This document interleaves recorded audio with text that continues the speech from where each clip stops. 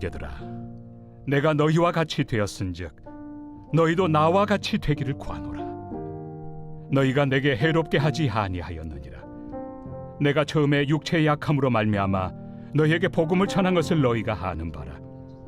너희를 시험하는 것이 내 육체에 있으되 이것을 너희가 업신여기지도 아니하며 버리지도 아니하고 오직 나를 하나님의 천사와 같이 또는 그리스도 예수와 같이 영접하였도다. 너희의 복이 지금 어디 있느냐? 내가 너희에게 증언하노니 너희가 할 수만 있었더라면 너희의 눈이라도 빼어 나에게 주었으리라. 그런즉 내가 너희에게 참된 말을 함으로 원수가 되었느냐?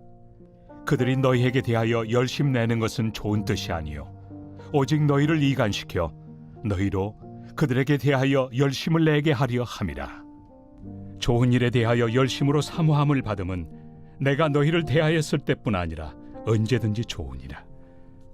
나의 자녀들아, 너희 속에 그리스도의 형상을 이루기까지 다시 너희를 위하여 해산하는 수고를 하노니 내가 이제라도 너희와 함께 있어 내 언성을 높이려 함은 너희에 대하여 의혹이 있습니다. 안녕하세요. 그래서 가족 여러분, 매일 말씀의 김예찬입니다. 오늘 말씀은 갈라디아서 4장 12절부터 20절까지의 말씀입니다. 여러분, 우리가 갈라디아서를 보고 있는데요. 여러분, 갈라디아서는 지난주에 우리 담임 목사님께서 새벽기도 설교를 하셨던 것처럼 자유의 복음에 대한 이야기입니다. 여러분, 우리는 무엇으로부터 자유해야 할까요? 질병으로부터 자유일까요? 혹은 어떤 세상의 법칙으로부터의 자유일까요?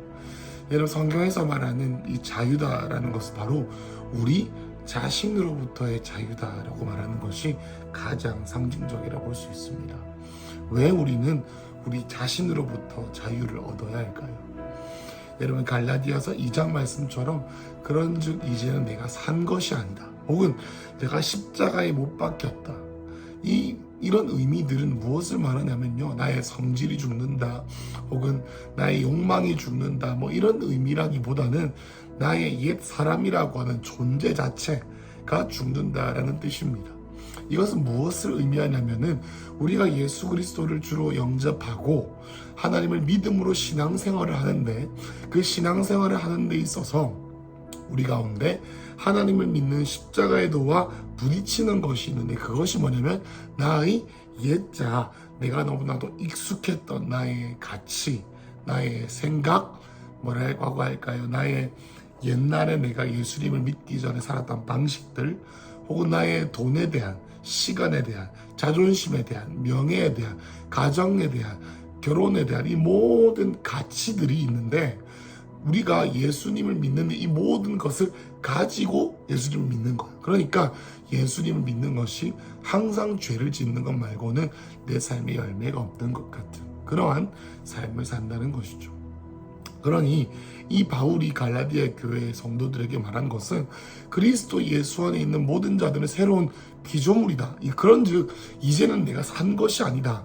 그러니까 내가 이제 내가 육체 가운데 사는 것은 내가 이전에 가져왔던 나의 습관과 이런 모든 것들을 가진 채로 사는 것이 아니라 나는 이제 완전히 죽어버렸다. 그래서 내 안에 그리스도께서 살아계신 것을 발견하고 성령의 조명하심 가운데 말씀을 읽고 기도를 하면서 이제는 내가 산 것이 아니라 내 안에 계신 그리스도께서 성령의 교통하심을 통하여 살게 되어지는 것을 경험하는 것이 무엇이다? 신앙생활이다라는 것을 바울이 말하는 것이죠. 그런데 이 거짓 교사가 갈라디아 교회에게 장난을 친 것은 그냥 단지 율법을 지키겠다라는 것이 그 행위의 의미가 있는 것이 아니라요, 율법이 의미하는 것이 뭡니까? 의롭게 되는 거예요. 여러분, 의롭게 된다는 것은 무슨 의미입니까? 내가 인정받는다는 것이에요.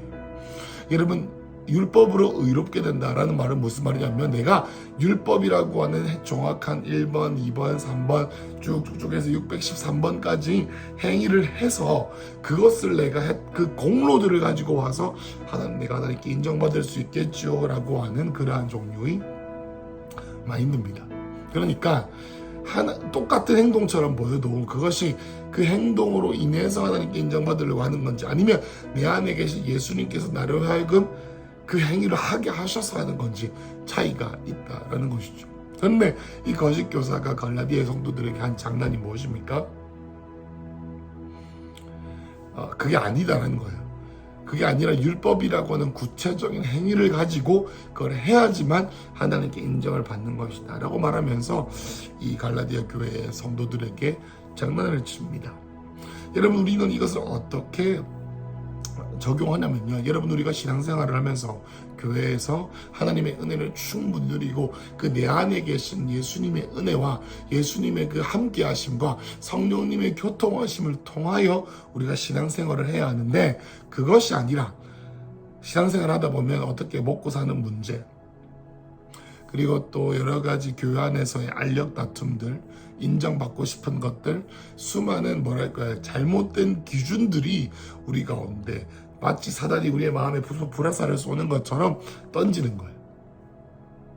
하나님 앞에 있는 모습 그대로 용납되어지고, 내가 먼저 그의 나라와 그의 의를 구할 때 이 모든 것들을 더하시는 하나님의 은혜를 구하지 못하고, 이 세상 가운데에서 다른 종류의 율법, 다른 종류의 세상적인 법칙들, 다른 종류의 내가 익숙했던 나의 옛사람에 의지한 그런 가치들, 내가 우리의 가정에서 배웠던 정말로 성경적이지 않은 문화들, 또 내가 세상에서 배웠던 정말로 세상적인 것들을 그대로 교회로 가지고 와가지고 그거를 내 마음대로 써먹어서 다른 사람에게 적용시키고, 그 생각으로 다른 사람들에게 적용하고, 교회는 이래야 돼, 교회는 저래야 돼, 어떻게 이게 교회야 라고 하면서 어떻게 조종하고 자기 나름대로의 세력들을 만드는 사람들이 이 갈라디아 교회 가운데 일어나게 됩니다.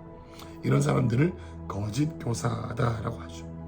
이 거짓 교사들의 특징은 무엇이냐면은, 바울의 말했던 이 십자가와 자유에도 나 자신으로부터 자유케 되어져서 내 안에 예수 그리스도께서 나와 함께, 나의 영과 함께 나의 속사람이 강건하여져서 하나님의 성화, 주님의 부르심의 자리로 가야 되는데, 그것이 아니라 이 세상에 두고 왔던 나의 옛자에 기저한 그런 가치관들을 따라가게 하는 이 말로 교회 안에서 수군덕거리고 교회 안에서 자기들의 세력을 만들고, 바울이 잘못했다. 그래서 어떻게 하냐면요, 여러분, 바울이 갈라디아 교회 가운데 있을 때 그냥 좋은 소리만 하지 않았을 것입니다. 믿음으로 책망하고 쓴소리를 하면서 그들의 삶 가운데 개입하고 그들의 삶 가운데 간섭하면서 이것은 잘못된 것이다, 넌 이렇게 하면 안 된다 라고 하면서 사랑의 말로 멘토링 했을 것입니다. 여러분, 그런데 그것이 이제 어떻게 되냐면요, 도리어 바울과 떨어진 상태에서 거짓 교사가 들어와서 수군덕거리면서 당을 짓게 되니 어떻게 되냐면, 바울 한 사람에 대한 모든 것에 부정이 일어나기 시작한 겁니다. 예를 들면 바울의 사도권, 지난주에 우리가 새벽 기도하면서 목사님께 잘 설명을 드렸죠. 그리고 또 바울이 자기들의 돈을 떼먹으려고 사용했다. 그리고 하나는 무엇입니까? 바울이 질병 때문에 어려운데, 질병 때문에 있었는데 어떻게 질병이 있어서 신뢰할 수 없는 그러한 연약한 사역자다라고 하면서 바울이 했던 말과 바울의 진심과 바울의 생각과 바울의 모든 어떤 것들을 완전히 부정해버리고 자기가 팍팍해지고, 다른 종류의 기준들, 다른 종류의 율법들, 다른 종류의 세상 가치관들이 그들의 삶 가운데 팍팍팍 바뀌게 되니 어떻게 미혹되고 혼미케 되어져서 그들의 영적 아비인 바울을 미워하게 되는 것이죠. 그런 일들이 일어나게 된 것이죠. 그래서 우리가 아는 것처럼 갈라디아를 썼습니다. 여러분, 제가 왜 이거를 말씀드렸냐면, 앞에 말씀들을 오늘 내용들을 짧게 이 내용을 알아야 오늘 내용들을 더 깊이 알 수 있기 때문에 이 말씀을 드렸습니다. 자, 12절부터 보시죠. 형제들아, 내가 너희와 같이 되었은즉 너희도 나와 같이 되기를 구하노라. 너희가 내게 해롭지 아니하게 했다. 13절에 내가 처음에 육체의 약함으로 너에게 복음을 전한 것을 안다. 여러분, 이 말씀은 무엇이면 12절부터 16절까지 말씀은요, 이 바울이 맨 처음 왔을 때 그들과 함께 했던 시간들에 대해서 이야기를 하는 것입니다. 사랑하는 형제들아, 나도 너희와 같이 되었다라는 것이 너희처럼 이방인과 같은 삶을 살면서 복음을 전했다, 혹은 너희와 같은 어떤 마음에 있길 원한다, 나는 너희에게 마음을 향하고 있는데 너희는 왜 나에게 마음을 향하지 않니, 다양한 의미로 신학자들이 해석을 하고 있습니다. 그러니까 사실 너희는 나한테 해를 입힌 적이 없고 과거에 나와 여러분들의 나와 너희들의 마음을 생각했을 때 물론 그 과정 가운데 내가 너에게 쓴소리도 하고 멘토링도 하고 삶의 깊은 곳에 들어가서 너의 삶이 고쳐지기를 바라고 그런 과정 가운데 너가 오해해서 상처를 준 적도 있고 또 내가 말로 너에게 상처를 준 적이 있다. 그럼에도 불구하고 너희가 내게 해롭게 한 적이 없지 않느냐. 그리고 13절에 육체의 약함으로 너에게 복음을 전했다. 그때 내가 많이 육체적으로 힘들었다. 내가 병들었었다. 그때 너희가 날 잘 돌보지 아니했느냐 라고 하는 거예요. 14절에 보면 너희를 시험하는 것이 내 육체에 있고 너희가 업신여기지 않고 버리지도 아니하고 오직 나를 천사와 같이 그리스도 예수와 같이 영접해. 이 말은 무엇이냐면 내 몸에 내가 얼마나 아팠니 혹은 내가 육체적으로 혼적으로 내 삶 가운데 너희가 봤을 때 시험될 만한 부족한 점과 연약한 점들이 얼마나 많았니. 그럼에도 불구하고 너희가 나를 하나님의 천사와 예수님을 영접한 것처럼 나를 사랑해 주지 않았니 라고 이 바울이 말을 하는 것입니다. 그런데 15절에 너희의 복이 어디였느냐 내가 너희에게 증언하노니 너희가 할 수만 있었다면 너희 눈이라도 빼어서 주었으리라. 너희의 복이 어디 있느냐. 세 번의 성경에서 이렇게 말합니다. 여러분 그때 감격이 도대체 어디 있습니까? 라고 물어봅니다. 그때 감격이 어디 있습니까? 성령으로 시작한 그 관계, 성령으로 시작한 관계, 성령으로 하나님께서 우리의 마음에 하나님의 사랑이 부음받아져서 저와 여러분이 이 교회 공동체 안에서 세상에서 우리가 얼마나 어려운 힘든 일이 있다 할지라도 이 안에서 우리가 하나님 안에서 성령 안에 교통하며 하나 되어서 함께 그 길을 걸어왔는데 잠시 여러분들이 먹고 살만해지고 여러분들이 잠시 나와 영적으로 거리감이 생기고 연합됨들이 약간 풀어지고 눈에서 약간 멀어지니 여러분의 마음 가운데 율법의 기준들 또 저와 여러분이 세상적인 가치 그리고 또 우리가 옛사람 옛자가 붙잡고 있던 그 가치들을 다시 가지고 와가지고 성령으로 시작한 것을 육체로 마치려고 하는 것, 하나님이 주신 꿈들을 내 식대로 하려고 하는 것, 성령에서 주신 그 하나님의 영적인 가족들을 내 육체와 내 입술의 새치어로 조종해가지고 교회를 자기의 영향력 아래 두려 하는 것, 그리고 또 얼마나 자기의 삶이 초라하게 되었을까요? 하나님께 있는 모습 그대로 용납받고 그 안에 사랑받는 자였는데 세상에 나가게 되니 얼마나 자기가 초라한지요. 하나님의 자녀라는 것은 생각도 나지 않습니다. 하나님의 권속이라는 것은 생각도 되지 않습니다. 하나님 안에 내주하심이 느껴지지 않습니다. 세상 안에서 잘못된 가치관으로 자기의 잣대를 들이대니 얼마나 초라하고 얼마나 자기의 의가 부족한지요. 인정받게 되는 의로워진다는 것, 그것이 하나님을 믿는 믿음 안에서 하나님의 자녀됨에서부터 정체성으로부터 능력이 흘러나오는 것인데 그것들을 버려버리고 마치 탕자처럼 세상으로부터 오는 의에 내가 완전히 의지한 바 되어서 어떻게 합니까? 돈을 명예를 그렇게 쫓아가며 335 교회 안에서 거짓 교사들, 거짓 리더들에게 쫓아간다라는 것이죠. 여러분 그러면서 물어보는 겁니다. 바울이 너희의 복이 어디 있느냐? 그때 그 감격이 지금 어디 있느냐? 라는 것이죠. 여러분 이것은 계시록에 나와 있는 7 교회들을 향한 예수님의 심판의 메시지와도 같습니다. 첫사랑을 회복하라. 어디서 넘어졌는지 기억하라 라고 하는 것이죠. 바울이 문제가 아닙니다. 바울을 대하고 그의 삶 가운데 거짓자 가운데 사로잡혀져 있는 그 갈라디아 성도들이 왜곡되어져 있는 시각이 문제였던 것이죠. 그때 너희들은 눈이라도 빼어주지 않았겠냐. 내가 병들어가지고 너희의 삶 가운데 찾아와서 너희들이 시험받을 수도 있었지만 너희 나를 얼마나 사랑했어. 그때 너희들 어디 갔니? 16절에 그런즉 내가 너에게 참말을 함으로 진실을 말하기에 원수가 되었느냐. 이 말이 뭐겠습니까? 여러분은 아까 말씀드렸던 것처럼 갈라디아 성도들의 삶 가운데 들어오고 개입하고 간섭하고 잔소리하고 쓴소리하고 멘토링하면서 그들의 삶 가운데 있었던 그 끈끈했던 것들이 이제 어떻게 됩니까? 마음이 연결되지 않은 채로 있으니 서로를 향한 비판과 바울을 향한 의심과 바울을 향한 중상모략과 바울을 향한 뭐랄까요? 1차원적인 미움으로 변화가 되는 것이죠. 1차원적인 미움과 싫음, 질린 마음, 싫은 것, 그렇게 변해버리는 것입니다. 17절 18절에는 바울이 이런 얘기를 합니다. 그들 거짓 교사들이 너에게 열심히 내는 것이 좋은 뜻이 아니다. 그 좋은 뜻, 거짓 교사들이 너에게 밥도 사주고 너에게 좋은 말도 해주고 너에게 위로도 해주는 것처럼 보이지만 결국엔 뭔지 아니? 너희를 이간시켜서 자기 사람이 되게 하는 것, 자기네들을 잘 따르게 하려고 하는 것이 그들의 모략이다라는 것을 알아라. 거짓 교사들이 원하는 것은 너희들을 사랑하는 것이 아니라 자기들의 어젠다에 너희들을 이용하려고 하고 너희들을 동원하려고 하기 때문이다 라고 하는 것입니다. 그러면서 18절에 좋은 일에 대하여 열심을 사모함으로 받음은 내가 너희를 대하였을 뿐 아니라 언제든지 좋다. 이 말은 쉽게 말하면 이런 것입니다. 그들 거짓 교사라고 하는 그 자들이 만약에 마음에 좋은 동기로 너희들을 향해 열심을 내고 너희들을 사랑하고 밥도 사주고 지원해주고 지지해주고 멘토링해주고 이렇게 잘해준다라는 것은 좋은 그의 마음의 동기가 있다면 내가 너희들 가운데 있어도 그거는 무조건 해야 되는 것이다. 그런데 거짓 교사들의 마음이 그렇지 않지 않냐라고 바울이 그들의 마음을 설득하는 것입니다. 그럼 19절 20절에 너희 속에 그리스도의 형상을 이루기까지 다시 너희를 위하여 해산하는 수고를 하노니. 여러분, 이 말씀의 결론의 말씀이 이것이죠. 바울의 진짜 마음이 무엇입니까? 사랑하는 가족들아, 나의 자녀들아. 자녀란 게 무슨 의미일까요?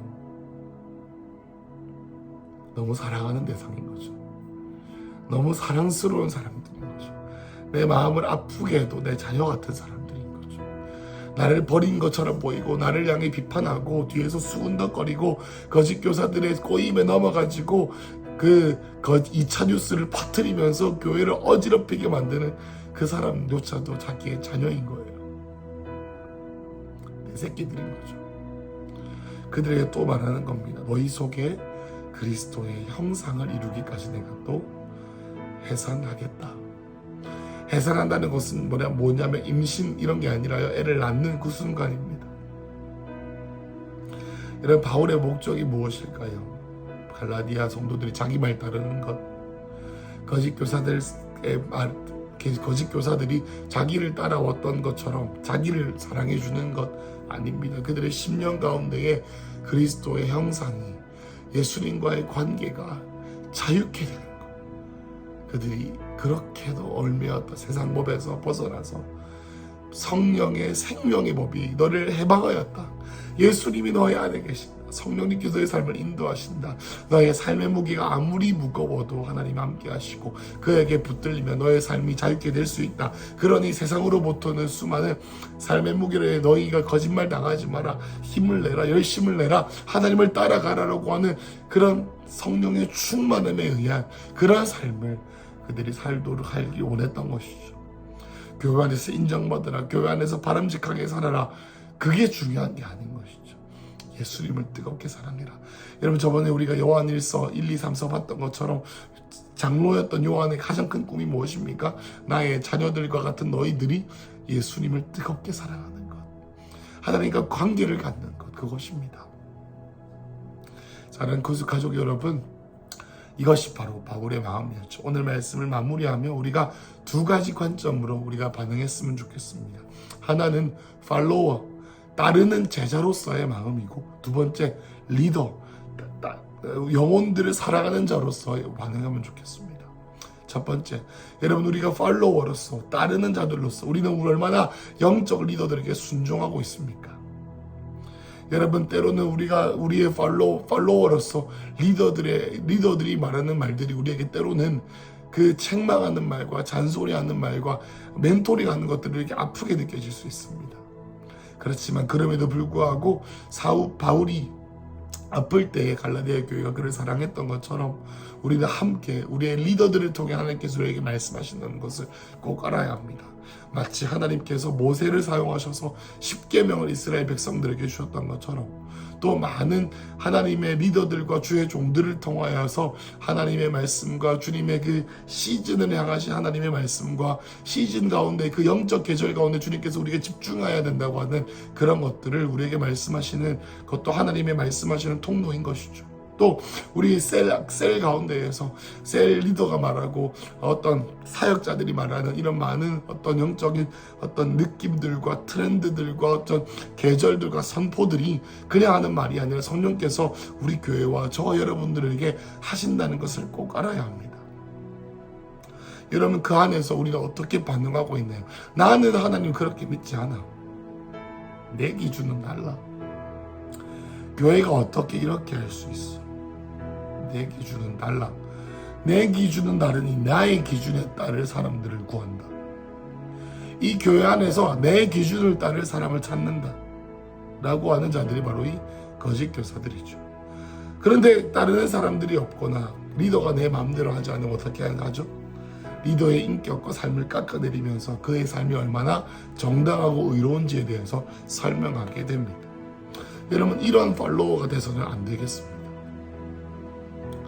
그래서 우리는 오히려 뭔가 교회 안에서의 리더들과 어떤 우리 교회 안에서의 흔들림이 보이면 보일수록 어떻게 해야 됩니까?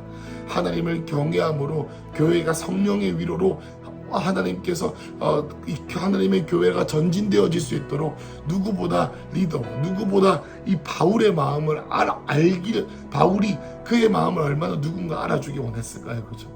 누군가는 그의 마음을 알아줘야 되는 거예요. 리더의 마음과 알아주고 리더의 마음을 시원하게 해주는 것을 통해 하나님이 얼마나 기뻐하는지 그것을 우리가 깨달아야 합니다. 두 번째, 우리를 리더로서 어떻게 해야 할까요? 우리는 모두는 리더입니다. 어디서 리더입니까? 때로는 셀에서 리더일 수도 있죠. 우리 가정에서 믿음의 제사장으로서의 리더일 수 있습니다. 우리 자녀들을 향해서 우리 직장 가운데 우리는 리더의 역할을 해야 합니다. 그런데 그 과정 가운데 우리 마음 같지 않죠. 영혼들을 바라보며 우리의 삶의 상황을 바라보며 우리의 가정을 바라보며 우리는 실망하고 실족하고 나의 몰래 마음을 알아주지 않는 것처럼 보이고 잘 되지 않는 것처럼 보일 때가 더 많습니다. 여러분, 그때 우리도 어떻게 반응해야 할까요? 바울처럼 오늘도 역시 해산의 수고를 해야 되는 것입니다. 해산의 수고. 알지만 또 하는 것입니다. 해산이란 게 뭡니까? 마음으로 품는 것이죠. 마음으로 품고 사랑하기로 결정하고 내 혈기를 부리지 아니하고 사랑하기로 결정하고 내 식대로 인도하지 아니하고 사랑하기로 결정하고 내 혈기대로 그들에게 막 말하지 아니하고 하나님의 마음으로 순종하고 하나님의 뜻 가운데 나를 더 순복하는 것. 그것이 저와 여러분의 삶 가운데 있을 때 하나님께서 아볼로는 심고 나는 물을 주었을 때 자라게 하시는 분은 오직 하나님이시다. 하나님의 때에 하나님의 방법대로 열매 맺게 하실 것입니다. 사랑하는 건축가족 여러분, 이 갈라디아 교회를 통해 우리는 우리 교회와 우리 가정과 우리의 삶 가운데 우리의 믿음 생활 가운데 있을 수 있는 것들을 살펴봤습니다. 오늘 우리의 삶 가운데 팔로워, 따르는 자들로서 다시 한 번 더 우리 교회 지도자와 영적인 지도자들과 셀리더들에게 정렬되시길 축복합니다. 정렬되어야 삽니다. 정렬되어야 살아남게 됩니다. 정렬되지 않으면 고아가 되고요. 고아가 되면 사단의 밥이 됩니다. 두 번째, 우리가 리더로서 오늘 한 번 더 해산하는 수고로 영혼들을 품을 때 저 여러분들을 향한 주님의 뜻이 이루어지는 하루하루가 되기를 소망합니다. 이 불타는 바울의 충고와 사랑의 조언이 근숙교회 가운데 있기를 축원합니다. 기도하겠습니다. 사랑하는 주님, 오늘 우리의 삶 속에 이 바울 같은 마음 또는 갈라디아 교회 성도들과 같은 나뉘어진 마음이 있음을 발견합니다. 성령 하나님, 우리의 마음이 말씀을 듣는 데서 끝나지 않게 하시고 우리의 마음을 변화시켜 하나님 연합의 마음으로, 정렬의 마음으로, 사랑의 마음으로 영혼들을 품고 가족들을 품고 교회를 품고 나라를 품는 그러한 큰 그릇으로 주님 우리를 사용하여 주시옵소서. 예수님 이름으로 기도했습니다.